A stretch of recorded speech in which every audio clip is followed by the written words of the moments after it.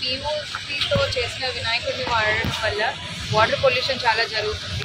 మనం అది ఎంత ప్యూరిఫై చేస్తాం తర్వాత అనుకున్నా సరే ఎంతో కొంత రెసిడ్యూ ఉండిపోతుంది.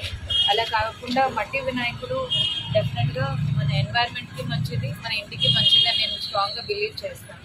అందరికీ హ్యాపీ వినాయకుడు.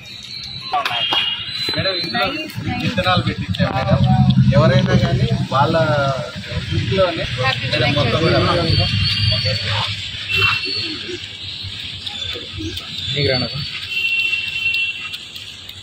Okay madam.